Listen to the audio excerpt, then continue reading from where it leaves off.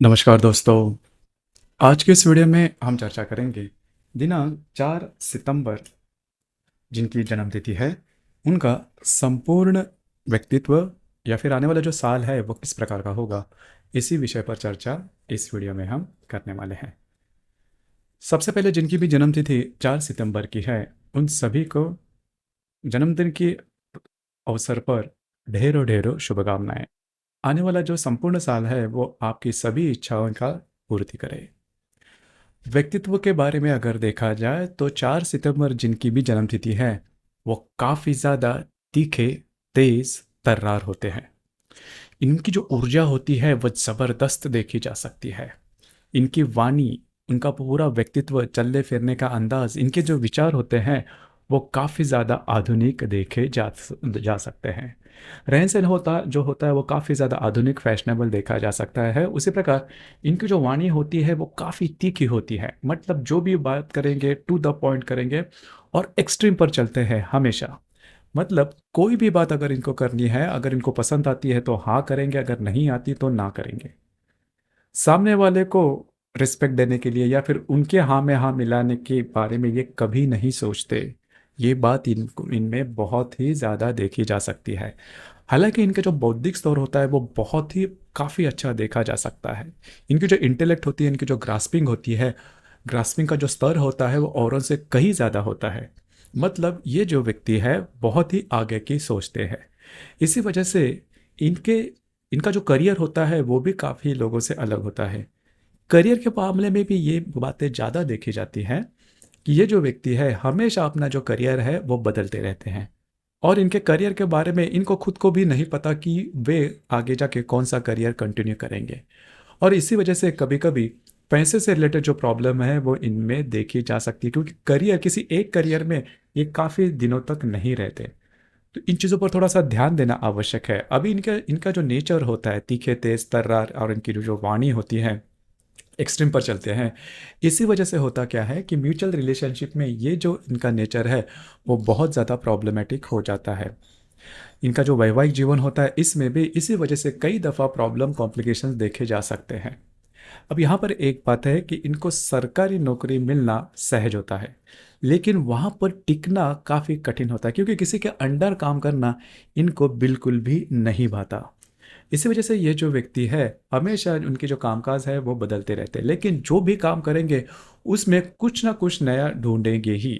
मतलब जो भी काम, जो भी करियर होगा उसे जैसा चला आ रहा है काम उस प्रकार से नहीं करेंगे, उसमें कुछ अलग करेंगे। तो इनोवेशंस इनमें बहुत ज़्यादा देखा जा सकता, कुछ नया करना, ये बात इनमें काफ़ी ज़्यादा देखी जा सकती है। फैशन के बारे में भी इनकी जो फैशन है, इनकी जो फैशन का जो सेंस है वो भी कुछ अलग ही स्तर का होता है। वो अगर देखा जाए तो सामान्य व्यक्ति के परे, इनके विचारों के परे होता है। लेकिन इनके बारे में जैसे कहते हैं कि मस्त कलंदर रहते हैं, अपने में ही मशगूल रहते हैं, और इनके लिए पैसे की जो बातें ज़्यादा मायने नहीं रखते।